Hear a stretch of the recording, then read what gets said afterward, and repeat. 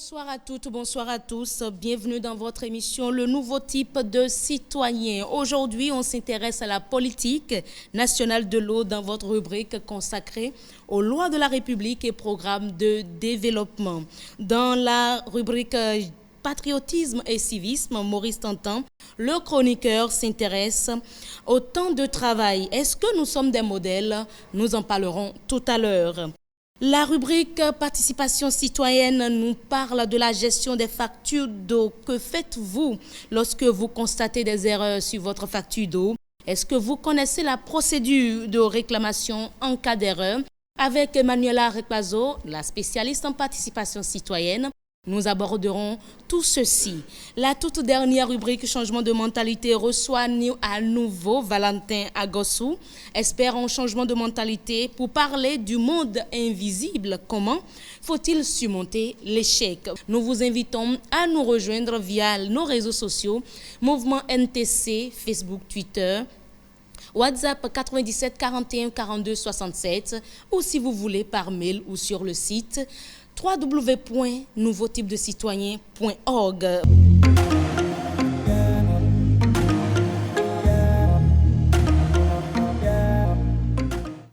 Loi de la République et programme de développement. Aujourd'hui, comme je le disais tantôt, on s'intéresse à la politique nationale de l'eau.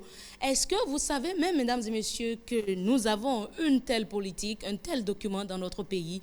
Voici le contenu. Loi de la République et programme de développement.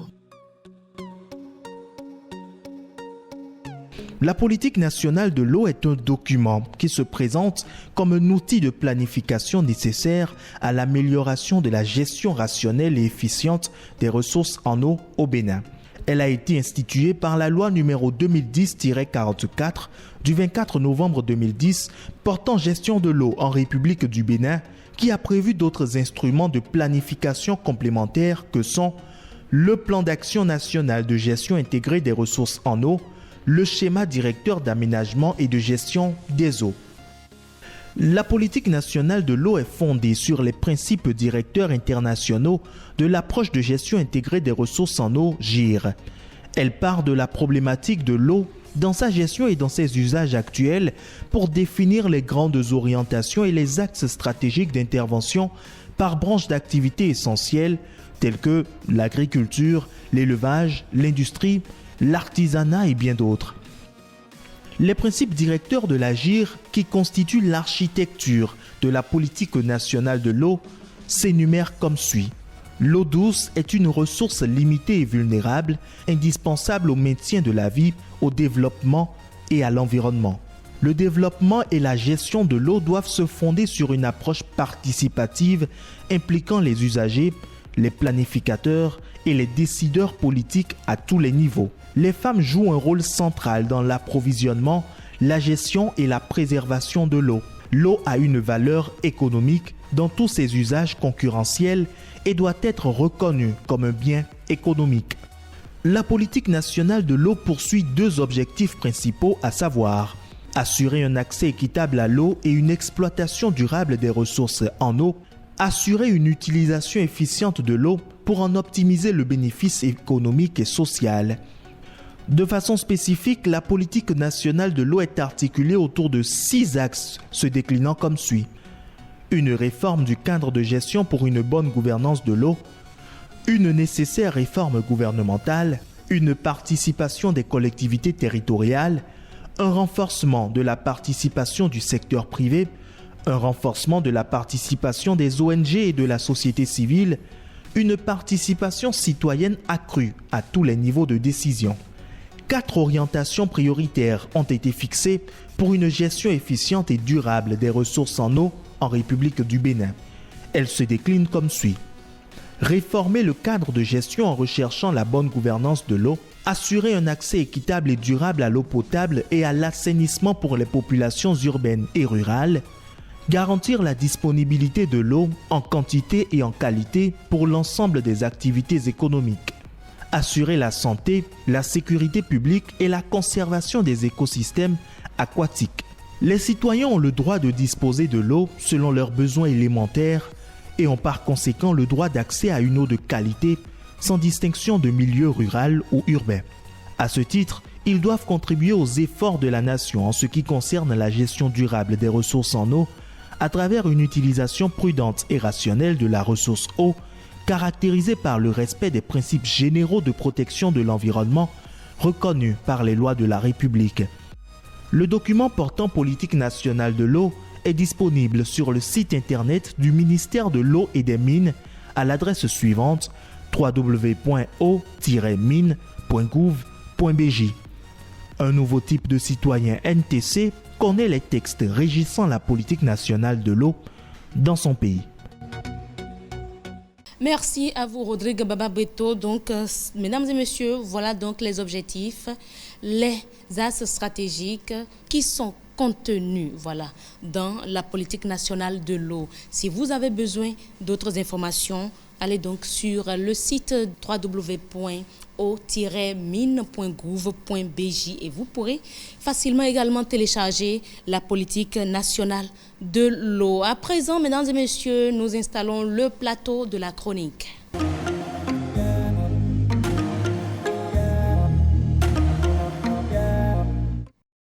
Le temps de travail, sommes-nous des modèles? Nous en parlons aujourd'hui avec Maurice Tantan. Et je pense qu'à travers cette chronique, nous allons nous mirer, si possible, faire une introspection pour pouvoir changer de comportement s'il le faut. Alors Maurice, bonsoir, merci d'être là. Bonsoir, heureuse, merci à vous de m'accueillir. Bonsoir à tous et à toutes. Alors, sommes-nous des modèles lorsqu'on parle de temps de travail? Je rappelle juste qu'il y a quelques semaines, vous avez déjà parlé de la gestion du temps, notamment les voleurs de temps. On a essayé de décrire qui sont les voleurs de temps. Et aujourd'hui, vous êtes là pour savoir si nous sommes déjà des modèles en matière de gestion du temps, n'est-ce pas? En matière surtout de temps de travail, effectivement, c'est une interrogation. Ma chronique du jour, une interrogation qui est tout à fait banale, mais qui nous interpelle profondément lorsque nous nous retrouvons comme prétendants au statut de nouveau type de citoyen. Vous venez de le rappeler, heureuse, il y a quelques semaines, je faisais une chronique ici sur ce même plateau sur les voleurs de temps. Aujourd'hui, il s'agit en réalité de découvrir, de voir si à la matière nous sommes des modèles et peut-être comment le devenir. Effectivement. D'accord. Alors, comment être un modèle en matière de gestion du temps de travail? Oui, c'est une très belle interrogation, une bonne interrogation, je dirais. A priori, c'est simple.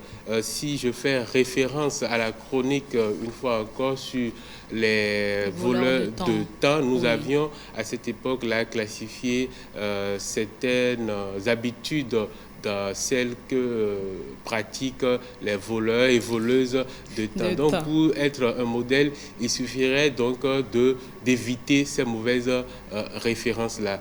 Pour rappel, on avait parlé, on avait énuméré ceux et celles qui sont champions et championnes dans le retard au poste de travail. On a également parlé de ceux et celles qui arrivent, bien sûr, à l'heure, mais qui consacrent le temps de leur présence à autre chose, à leurs occupations personnelles ou tout simplement à leur divertissement. Il y a aussi ceux qui viennent faire acte de présence avant de vaquer à d'autres occupations qui ne sont pas contenues dans leur cahier de charge officiel. Donc, être un modèle revient donc au moins à venir à l'heure au poste et à repartir à l'heure indiquée tout en faisant ce pourquoi on est payé. Je rappelle également que dans notre pays, la réglementation du temps de travail est telle que l'administration publique ouvre à 8 heures et ferme à 17h30 avec une pause de 1h30. Il faut aussi préciser que dans le secteur privé et en fonction de certaines branches d'activité, ces heures-là peuvent légèrement être différentes. Alors, si je pousse un peu la réflexion, est-ce qu'il suffit de respecter, disons mathématiquement, ce temps de travail que vous venez d'énumérer pour que la nation prospère, la société prospère? Vous soulevez là une préoccupation importante qui est pertinente. Je dirais même que c'est même le fond de notre chronique du jour, parce qu'on se demande si on est des modèles en la matière. En management des organisations, en management du travail, les spécialistes vous diront que le rapport entre le temps de présence au poste et la productivité est fortement nuancée. Donc il ne suffit pas de venir à l'heure, il ne suffit pas de rester toute la journée au poste pour être réellement productif. Donc, il faut bien que pendant le temps de présence à ce poste, le salarié, le collaborateur puisse effectivement le consacrer à ce pourquoi il est là et qu'il puisse donner le maximum de son temps à la réalisation, à l'atteinte des objectifs qui lui est, de sa structure, parce que c'est en atteignant justement ces objectifs-là que l'entreprise, la structure peut continuer à prospérer et la nation entière avec elle. Mais de toute évidence, le respect du temps de travail est déjà un bon début, car elle peut être considérée comme l'illustration de plusieurs éléments caractéristiques du nouveau type de citoyen que nous nous efforçons ici d'ailleurs de promouvoir dans cette émission et surtout dans cette rubrique. La première chose, qui est le premier élément caractéristique du nouveau type de citoyen qu'on va retrouver là, c'est qu'il y a une conscience professionnelle irréprochable qui s'affiche. Si la personne n'a pas une certaine conscience professionnelle, elle peut bafouer les heures de travail, venir quand elle veut, repartir quand elle veut, également. Donc il me semble aussi que c'est un des indicateurs de base qui permet de mesurer si effectivement le travailleur est impliqué dans son travail. Donc la présence au poste. Donc a priori celui ou celle qui respecte effectivement le temps de travail pour lequel il ou elle est payé est sans doute dans une démarche respectueuse des clauses de son contrat. La seconde chose est que dans tous les cas, elle est une caractéristique fondamentale du nouveau type de citoyen. Cela s'établit ainsi dans la mesure où le mouvement nouveau type de citoyen promeut certaines valeurs dont la discipline et le travail. Et au-delà, la philosophie même du NTC, donc du nouveau type de citoyen, stipule, si je peux utiliser ce thème, que ce dernier, je cite, doit incarner les valeurs patriotiques, éthiques et morales. Fin de citation. Et à mon avis, le respect du temps de travail est un élément constitutif de l'éthique au travail. En définitive, est-ce que vous avez des conseils, outre tout ce que vous venez de dire ici, à l'endroit des citoyens qui se veulent nouveau type de citoyens? En définitive, vous vous rendez bien compte que à la question de savoir si nous sommes des modèles en matière de temps de travail, la réponse appartient à chacun.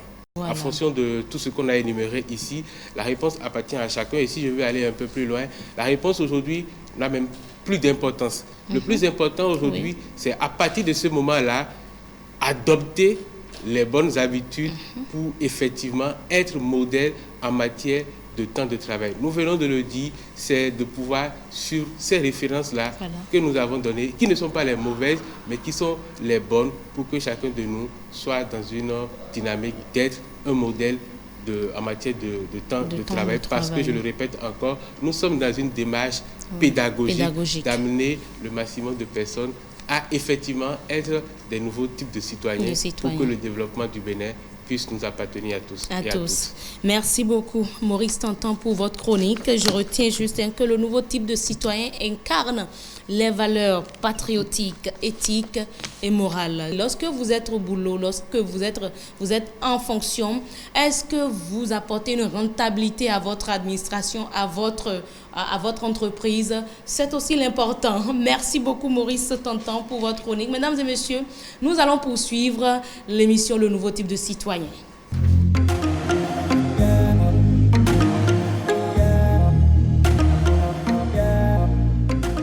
Alors, qu'est-ce que vous faites lorsque vous constatez des erreurs sur votre facture d'eau?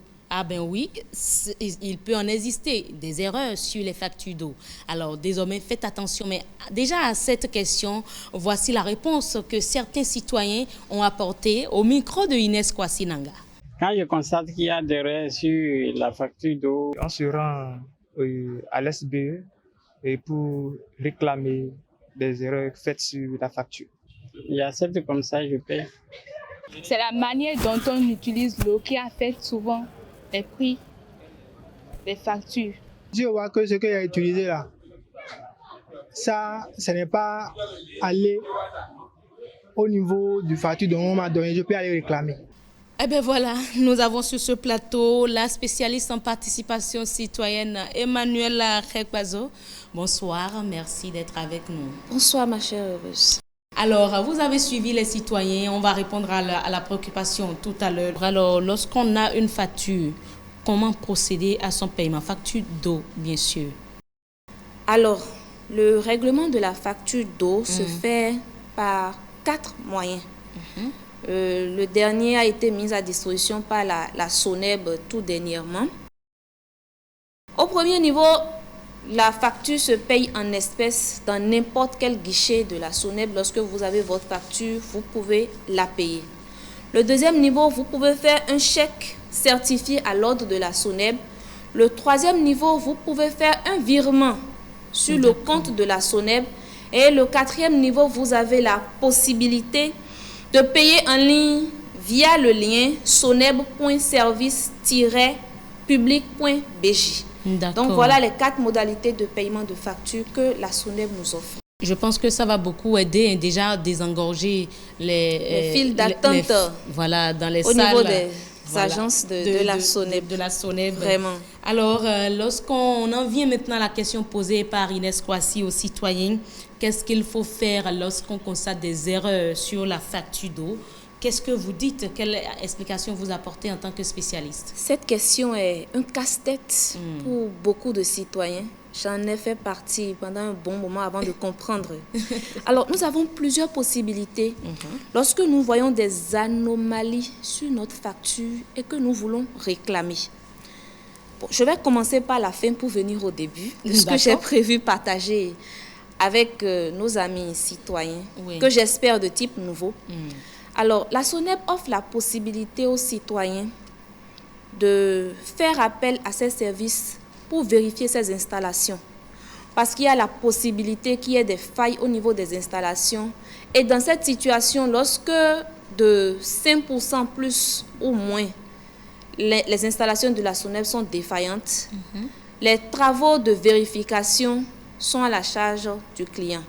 Mais lorsque le client a raison et que les installations sont vraiment défaillantes, la SONEB prend non seulement en charge les travaux de vérification, mais prend sur lui de venir changer les installations et de restituer éventuellement la dernière facture pour laquelle après laquelle le client a fait ses réclamations.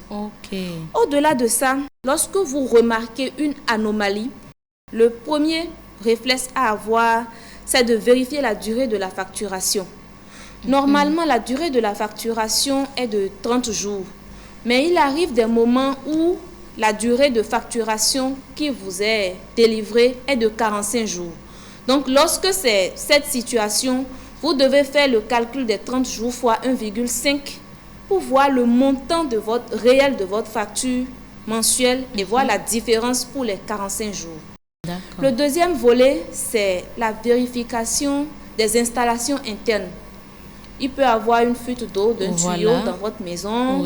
Il peut y avoir une fuite au niveau du robinet, du lavabo, du WC ou de l'évier à la cuisine. Donc, il faut vérifier ces différentes installations avant d'aller vers la SONEB. C'est pour ça que je disais que j'allais commencer par la fin pour venir au début. D'accord. Gardez toujours à l'esprit qu'il faut vérifier. Les facturations sont toujours à l'envers de la facture de la SONEB qui vous est déposée. Donc vous-même, selon votre consommation qui est affichée sur votre compteur, vous pouvez calculer à peu près combien peut vous venir comme montant de votre facture pour 30, 45 ou même si vous n'avez pas reçu votre facture pendant 2 mois, vous avez la possibilité de calculer et de savoir à peu près le montant qui vous viendra pour la prochaine facture. Et il y a aussi un petit élément qu'il faudrait qu'on partage avec les citoyens. Lorsque vous ne permettez pas l'accès à votre compteur aux agents de la SONEB, lorsque votre portail est toujours fermé et qu'il n'y a personne pour faire le relevé du compteur, il serait plus intéressant pour vous de vous rapprocher régulièrement de la SONEB pour payer vos dus, même si le relevé n'a pas été fait à temps. Alors, en cas de contentieux entre le citoyen et la SONEB, que faire? Alors, en cas de contentieux, la SONEB recommande aux citoyens le traitement à l'amiable avant d'aller au niveau de n'importe quelle juridiction. Le traitement à l'amiable, comment cela se fait? Vous vous rapprochez de l'agence qui est responsabilisée dans votre zone et vous allez présenter les difficultés que vous avez.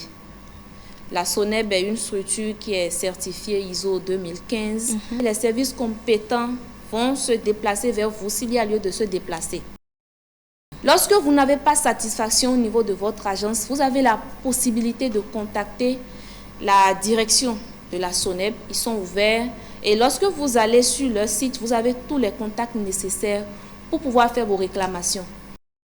Lorsque ces deux voies de recours n'ont pas donné leurs fruits, vous avez maintenant la possibilité d'aller vers des juridictions pour porter plainte, ce que la SONEB ne souhaite pas. Encourage les citoyens à éviter. À éviter, voilà. D'accord. Alors, chers citoyens, est-ce que vous connaissez la procédure de réclamation en cas d'erreur, les procédures annoncées tantôt par la spécialiste en participation citoyenne? Je ne sais pas les procédures à suivre. Je n'ai jamais demandé de procédure pour les réclamations parce que, bon, je me dis, même si je demande, ça n'aboutira à rien, donc je ne vais pas perdre mon temps sur ça. Je vais me rendre voir les agents qui placent les compteurs là, pour qu'ils puissent régler la situation. Le compteur avait des problèmes et nous devons changer ça. Je dois me rendre là-bas pour demander ce qu'il faut faire afin de corriger l'erreur commise sur la facture. Ah ben voilà, et il y a un intervenant, je pense que beaucoup de citoyens vont d'ailleurs se retrouver à travers lui. Ben, qu'est-ce que je vais faire? Ça n'aboutira à rien, donc je ne cherche même pas à faire des réclamations. Madame la spécialiste? Heureusement qu'il y a des citoyens qui ont reconnu que lorsqu'on va vers la SONEB, on trouve des solutions. Donc je recommande à tous nos amis citoyens, surtout de type nouveau, lorsqu'ils ont des difficultés avec leurs compteurs, de se rapprocher de la SONEB, de leur agence, pour faire des réclamations. Ils seront bien reçus et ils pourront avoir satisfaction. Satisfaction. Merci beaucoup, Emmanuel Arekpazo. Alors, ce sera tout, mesdames et messieurs, pour votre rubrique participation citoyenne. J'espère que vous avez pris bonne note. Les procédures, voilà, pour réclamer. La spécialiste a donné tout à l'heure toutes les informations. Si vous n'avez pas pu prendre notre note comme il se doit, nous vous invitons à nous écrire via WhatsApp au 97 41 42 67 ou par Facebook ou Twitter Mouvement NTC, également via mail. Alors, mesdames et messieurs, la toute dernière rubrique changement de mentalité, c'est tout de suite.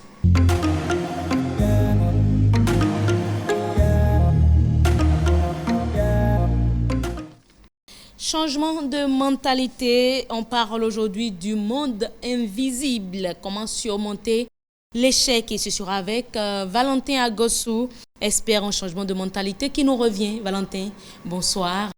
Bonsoir Heureuse, bonsoir à toutes et à tous. Alors, on parle du monde invisible aujourd'hui. Comment surmonter l'échec? Tout à fait. D'accord, on vous écoute. Et le monde dans lequel nous vivons, tout un chacun de nous, nous avons bien envie de pouvoir vivre sans difficulté, sans problème, mener une vie paisible. Mais le problème est que la réalité est tout autre. Lorsque vous vivez, vous serez confronté à des chutes, ce que nous appelons communément des échecs. Mais le problème, c'est que plusieurs d'entre nous n'arrivent pas à s'en débarrasser facilement. Et puis, ils s'embourbent, ce qui devient vraiment une difficulté pour eux. Aujourd'hui, tel que le thème le dit, comment surmonter l'échec?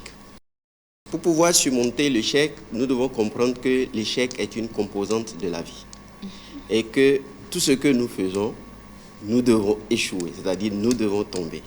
Et le fait de tomber, ce n'est pas permanent. Donc il faut trouver une solution pour pouvoir surmonter cela. Quand je prends par exemple un enfant qui essaie de pouvoir marcher, il arrive que l'enfant tombe plusieurs fois. Mais le but ultime est de marcher. Tout à fait. Et s'il veut goûter à la joie de pouvoir courir avec ses amis, de pouvoir se réjouir avec ses amis, il faudrait qu'il accepte de pouvoir surmonter cet obstacle-là qui est de tomber plusieurs fois. À chaque fois. Et quand nous prenons, je vais nommer Nelson Mandela, qui donne une citation, mais qui nous enseigne ceci, je cite, « Je ne perds jamais, soit je gagne ou soit j'apprends ». Donc si nous comprenons que le fait que nous tombons ou bien nous chutons lors d'une activité ou bien d'un objectif que nous nous sommes fixés, nous n'avons pas pu atteindre cet objectif, ce n'est pas quelque chose de mauvais en soi. Tel que Madiba nous l'enseigne, c'est que nous apprenons. Et apprendre, c'est donner plus de la valeur à l'être humain que nous sommes. Donc pour pouvoir surmonter les échecs, moi je voudrais proposer 4 solutions. Voilà. La première, c'est de pouvoir considérer les chutes que nous avons, mais de pouvoir les voir autrement, les voir comme étant des situations d'apprentissage. La deuxième solution, c'est de pouvoir tirer profit des échecs, pouvoir tirer profit des chutes que nous faisons. Et la troisième solution, c'est de pouvoir remercier la nature qui nous a permis d'avoir fait l'expérience de ces chutes-là.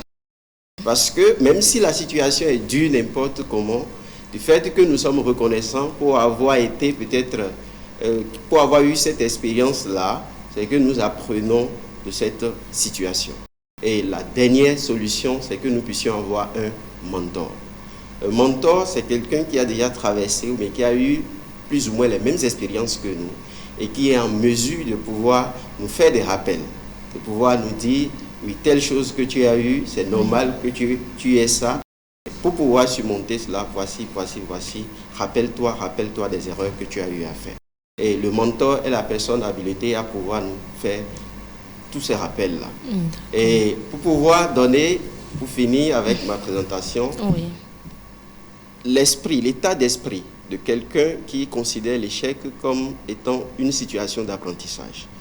Je prends l'exemple d'un vieux qui un jour marchait au bord de la voie et puis fortuitement, il a glissé et puis est tombé. Donc, un autre passant qui passait par là s'est rapproché de lui et l'a aidé, lui a prêté main forte pour pouvoir se relever. Et puis le passant, en partant, il dit, faites désormais là où vous mettez les pieds. Le vieux, en le regardant, tout souriant, il a dit, j'ai la joie de pouvoir marcher plus que je n'ai peur de tomber. Est-ce que vous comprenez? Donc, c'est dire que si nous voulons réussir, nous devons avoir cette joie de pouvoir réussir plutôt que de pouvoir rencontrer des échecs, des obstacles, des chutes. Et je voudrais dire à nos chers citoyens, à nos concitoyens, que l'échec, en fait, ce n'est pas quelque chose de mauvais. Il faudrait que nous apprenions à tirer le bon profit de ça, que nous ayons quelqu'un qui pourrait nous rappeler qu'il faudrait que nous puissions traverser ces périodes-là. Et tout ce que nous allons avoir, comme un autre expert l'a dit la dernière fois, avoir un rêve, poursuivre ce rêve-là jusqu'à accomplissement. Et lorsque nous avons toutes ces conditions réunies, nous serons désormais beaucoup plus résilients et persévérants dans tout ce que nous ferons. Chers citoyens, voilà ce que moi je voudrais proposer et ce soir. Et rappelez-vous de ceci, l'échec, c'est le tremplin de la réussite. Et tout ce que vous faites, il va arriver des moments difficiles, mais comprenez que c'est une étape pour que vous alliez à un niveau plus supérieur. L'échec, c'est le tremplin de la réussite. Et je dirais, ayons tous le mental gagnant. Tout à fait. Pour que face à toute difficulté, nous ne nous arrêtions. Face à toute difficulté, nous ne baissions pas les bras. Tout à fait. Alors, mesdames et messieurs, bien voilà, le secret vous est donné. Le secret pour surmonter l'échec, lorsqu'on parle du monde invisible, vous est donné. À vous à présent d'en faire bon usage. Nous vous invitons, pour finir votre émission Le Nouveau Type de Citoyen, nous vous invitons à nous rejoindre sur les réseaux sociaux Mouvement NTC, c'est-à-dire sur Facebook et Twitter, et via WhatsApp 97 41 42 67. Le mail également est là. Nous avons également le site internet www.nouveautypedecitoyen avec s.org. Mesdames et messieurs, c'est donc tout pour votre émission Le Nouveau Type de Citoyen, réalisée en partenariat avec le mouvement Nouveau Type de Citoyen. À très bientôt.